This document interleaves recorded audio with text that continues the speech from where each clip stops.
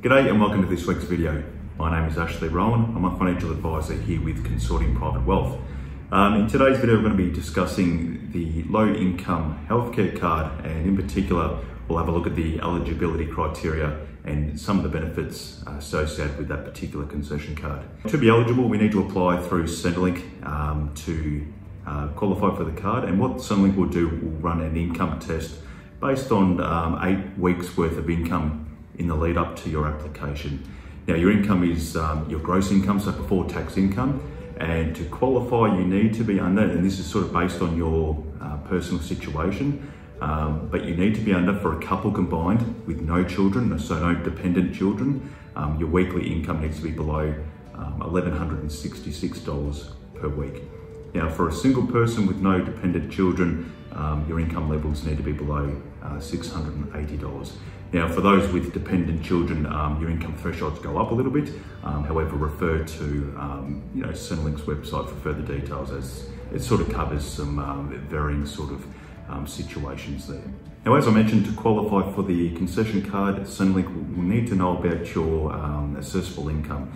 Now, examples of this assessable income can include, and excuse me while I read down a bit of a list here, it can include employment income such as wages, salary and self-employment income, JobKeeper payments, for example, rental income, so if you have an investment property that pays you a bit of a lease, Centrelink pensions in some instances, and including the supplementary payments that you may receive, paid parental leave payments, and also accessible could be is definitely deemed income from financial investment. So if you own shares or cash in the bank, they're certainly deemed to earn a level of income which will go towards your assessable income.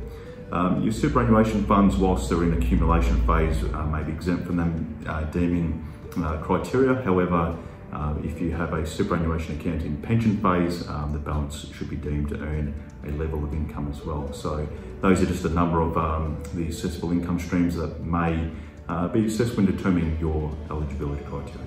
Now, if your income increases during that 8-week block whilst you're on a low income concession card, Centrelink will allow a slight increase a little bit above your thresholds. However, if it goes on for a longer duration, they may reassess your eligibility and you may be taken off that card and no longer be eligible to use the concessions. Now, what you will need to definitely do is you need to renew your card every 12 months. So you need to go through the application process and essentially declare that your income levels are below the certain threshold. So once again, you need to pass the income test every 12 months, and the other criteria need to be in Australia, so you can't be overseas and receive the benefits.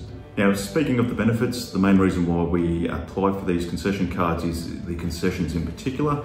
And the main ones that go along with the low income healthcare card is obviously cheaper medicines under the pharmaceutical benefits scheme. So access to cheaper medicines, you could also be eligible for bulk billed doctor visits. However, this is definitely up to your doctor and their practice and their policies. And finally, a bigger refund for medical costs when you reach the Medicare safety net. Now, depending on what state you live in, you could have access to further benefits, and this could include a lowering of electricity and gas bills, property and water rates, public transportation fees, and also motor vehicle registration. So for those on a lower level of income, definitely look into your eligibility for this concession card, because it could add up to quite a bit of value throughout the year based on not only sort of pharmaceutical benefits, but definitely a reduction in utility and rates bills. So to work out if you qualify, I encourage you to go to the Centrelink website.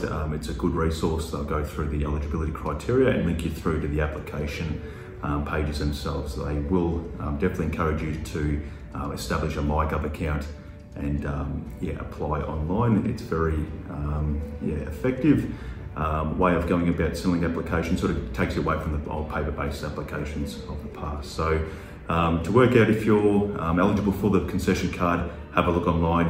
If you don't get access, certainly go see a financial advisor who will no doubt help determine your eligibility and help you apply, hopefully themselves. Thanks for watching the video. Hopefully the information was of value.